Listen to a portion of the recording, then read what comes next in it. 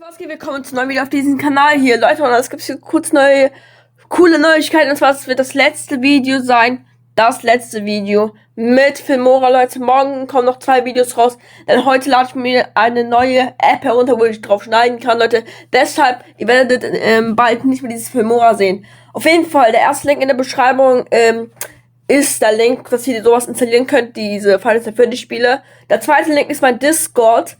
Der dritte Link ist mein YouTube-Kanal, wo ich 90 Abonnenten habe. Dort werden wieder YouTube-Videos kommen. Genau, Leute. Auf jeden Fall, haut rein mit dem Video. Viel Spaß. Wir labern jetzt nicht so viel rum, weil sonst wird das Video zu lang, weil ihr seht schon 13 Minuten 56, also 14 Minuten. Leute, let's go. Und der vierte Link ist Nike Beats Kanal. Let's go, meine Freunde.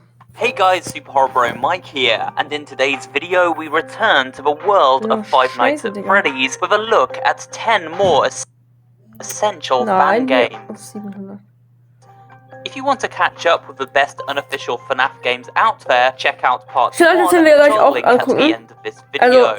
But for now, sit back, relax, and let's dive into the best Fnaf fan games part 2. After filling in a brief job application, we stepped into the shoes of the latest security guard and a night watchman of Circus Baby's Diner, where a surveillance system known Und zwar bei der letzten Nacht, das ist halt so, wisst ihr was, ich spoiler nicht. Wir werden es noch zocken im Stream, so das Game. Leute, und merkt euch das, und zwar, ich glaube, diese Woche oder nächste Woche werde ich mir mein Mikrofon bestellen. Und dann dauert es halt ein bisschen, dass es zu mir kommt. Da werden Streams und Videos kommen auf PC. Und solange werden wir nicht mehr streamen. Doch, wir werden Creepy Nights at Freddy's Nacht 5 und Nacht 6 streamen. Und dann hören wir auf mit Stream, nur mit Videos auf Handy, genau. Leute, wir gehen weiter, wir labern jetzt nicht so viel rum. Let's go. Explains the ins and outs of our new shift. Hello and welcome. Ich sag's halt, Baby sieht da übelst nice aus, also besser aus. You are in establishment number 1. I am a VOS, short for Advanced Voice Over System. I will be your personal guide for the week.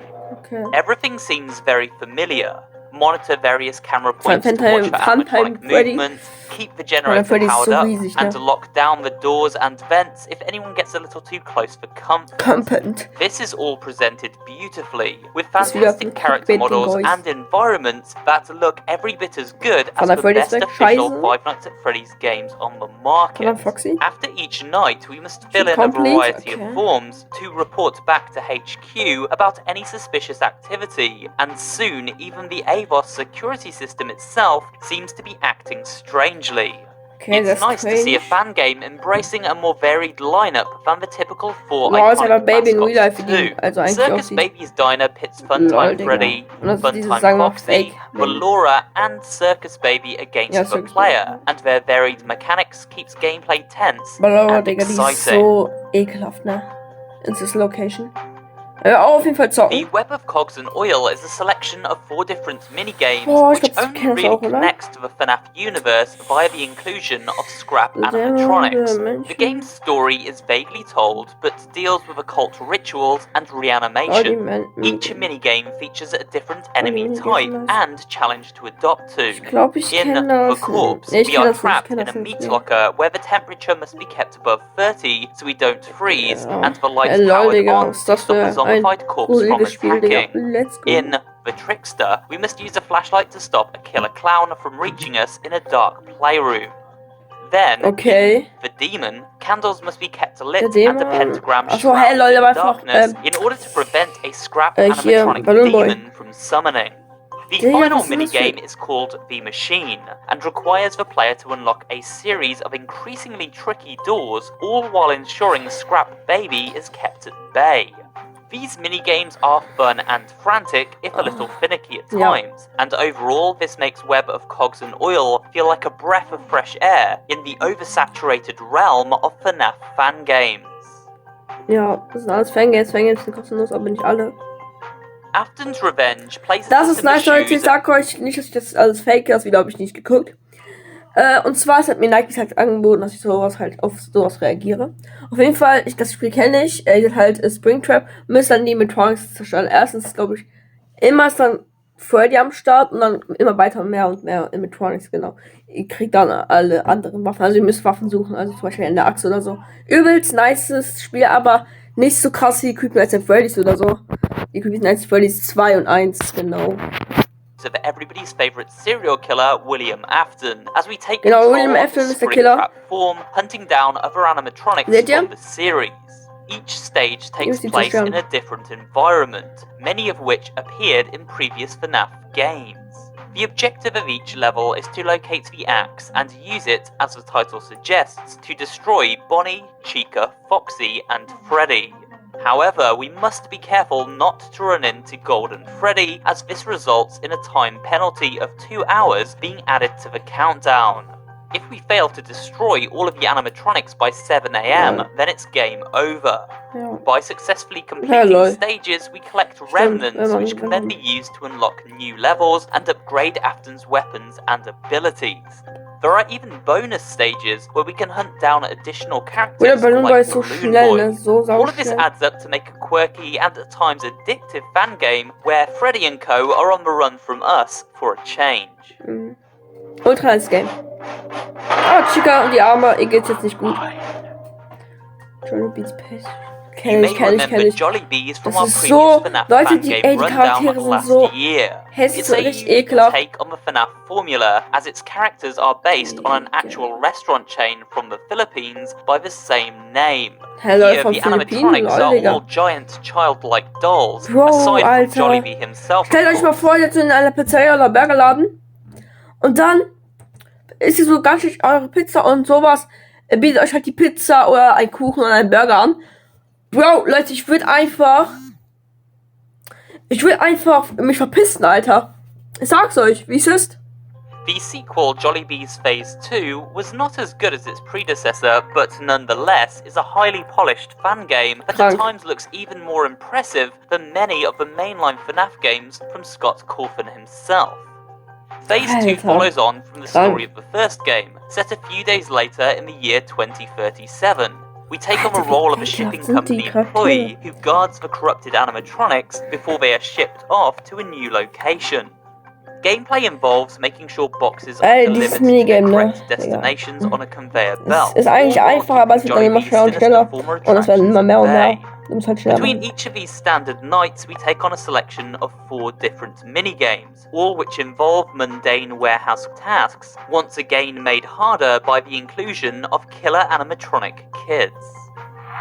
Aber stell euch mal vor, ne, sowas sieht einfach auf der Straße. Acing these sub-objectives allows us to upgrade our abilities in order to better cope with the animatronic onslaught as shifts grow progressively harder. Jollibee's Phase 2 is a very hard game, with a ton of grinding required in order to see it through to completion. With that said, its stunning presentation, genuinely tense atmosphere, and nightmarish jump scares make it an essential fan game. Stimmt. Cringe Writing Freddy's. Okay, ist auch eigentlich nice, aber das habe ich in einem Video gesehen davon. Well, Christmas with Freddy's provides exactly that. After naively accepting a delivery of Christmas presents from the shady Fazbear Company, the player finds their holiday season turned upside down and made not so merry as they are bombarded by festive-themed versions of Freddy, Chica, and Bonnie. These animatronics attempt to access our home in any way they can, and so we must quickly adapt and to learn a variety of tricks and tips to repel them. Rather than surviving an entire night, each section of the game takes place over a 1-hour period. Although the animatronics are very aggressive, so tension is constant and sure to make you sweat. Between each jump scare filled round, we fill out questionnaires for Fazbear Entertainment, which help shape the gameplay experience. Filling these out incorrectly leads to a bad ending, so be careful how you answer. The Freddy Files is quite a departure from every other game voll komisch, und zwar, Toolfall könnt ihr auch abchecken, ist der 5. Link in der Beschreibung, also werdet ihr auf jeden Fall zu finden. Auf jeden Fall, Leute, er hat's gezockt und es war so schwer, also man hat es davor nicht verstanden, auch wenn der Vorgänger halt das halt alles erklärt hat, hat man nicht verstanden, wie man Bonnie abwehrt. Junge! Styled in the form of classic 8-bit video games Kommt from the aus, weil die noch was 1980s, a look we often see in Scott's own FNAF minigames. The Freddy Files wouldn't look too out of place if we saw it running on a Game Boy Color. It also features a surprisingly spooky and well-written story that has several great twists and turns along the way. The game mixes exploration in an isometric viewpoint with classic FNAF point-and-click gameplay sequences to tell the story of a night guard who is trying to solve the mysteries of Fazbear Entertainment as well as remember his own lost memories. The way the story is gradually uncovered and drip-fed to the player through constantly changing gameplay, in conjunction with a unique art style and creepy atmosphere, makes the Freddy Files a must-play for FNAF fans. Ja, einfach Golden Freddy hat eigentlich kein Endoskelett mehr.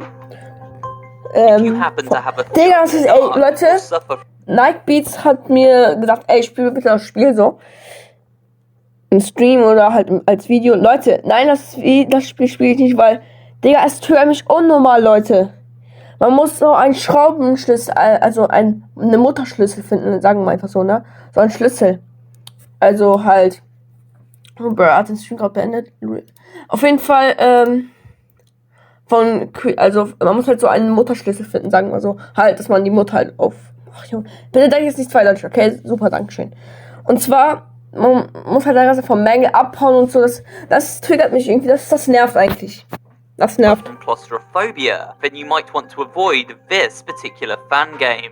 Sinister Turmoil Sewers is a demo for a much bigger and now cancelled FNAF fan game of the same name.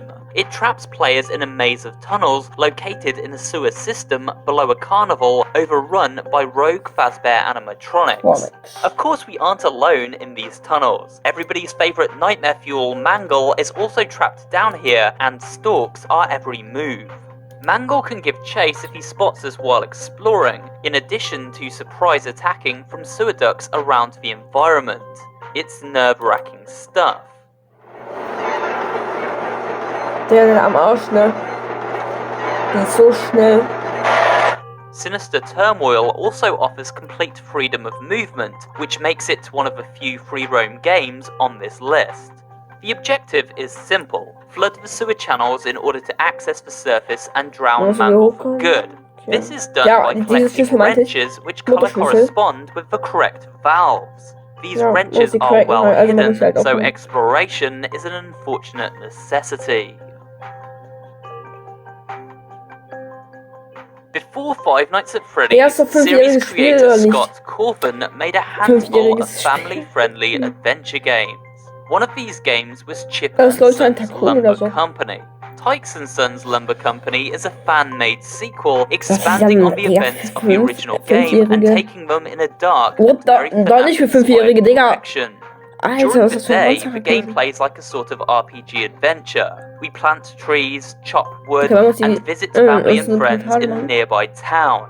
There are even zany boss battles to engage in from time to time. However, when darkness falls, the beavers fall prey to animatronic terrors. Here we enter first-person mode, and the game plays very much like a typical title, with each night growing more challenging. Ihr seid so in, sagen wir mal so, in einem Baumhaus, so, steht mit euren Freunden. Ihr geht so kurz raus, wollt zu gucken, wie dunkel es gerade ist, so. Ihr macht euer Fenster von eurem halt Baumhaus. Und dann seht ihr einfach vor euren fucking Fenster so ein Tier oder halt ein Monster, der euch richtig in die Seele reinschaut. And introducing new enemies to avoid. Digga. It really is great to see the style of Scott's more innocent early games fused with the darker creations of his FNAF universe, even if he didn't make this one himself, and makes for a fan game well worth checking out. Kranke Scheiße. Now here's a novel idea for a fan game based on Five Nights at Freddy's. A game where many of the enemies are hideously deranged versions of popular FNAF animators and cartoonists. Animators Hell plays very much like William Afton's Hell found in Ultimate Custom Night.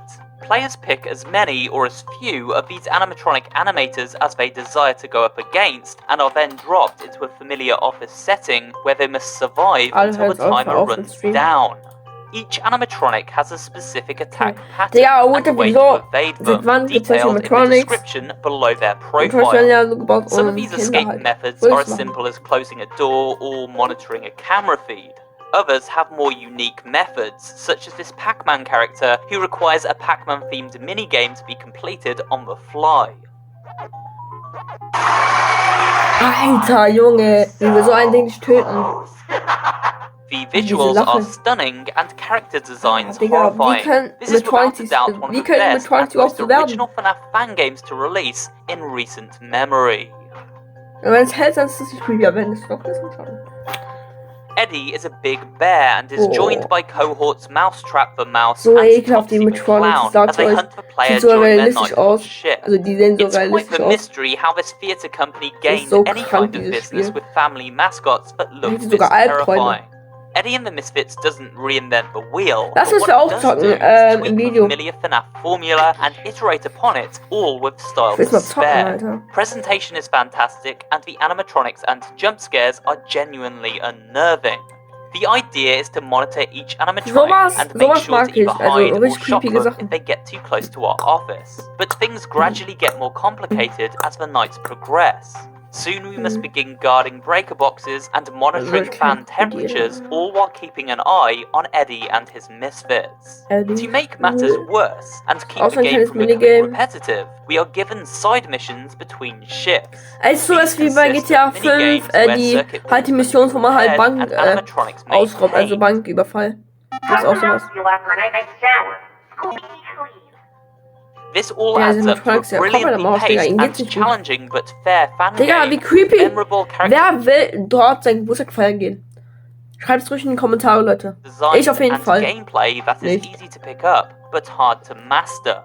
All the while staying clear of straight copying Scott Cawthon's original games and managing to tell its own story with its own characters. Exactly how a good fan game should. And with that, we come to the end of today's video. Let me know what your favorite Okay, Leute, das war's auch schon mit seinem Video. Lasst auch gerne ein Like da, wenn euch das Video, also dieses Reaktionsvideo gefallen hat, Leute. Und ja, viel Spaß auf meinem Mail-Account. Genau, und checkt mich ruhig auf Instagram ab, weil dort kriegt ihr sehr vieles mit. Ist nicht in der Beschreibung verlinkt, sondern steht, wie ich da heiße. Also schon es steht sofort beim ersten halt über den ersten Link, wie ich auf Instagram heiße. Auf jeden Fall danke fürs Zuschauen, Leute. Tschüss, bis nächsten Five Nights at Freddy's Nacht 5 Video. Let's go, Leute. Das ist das letzte Filmora Video.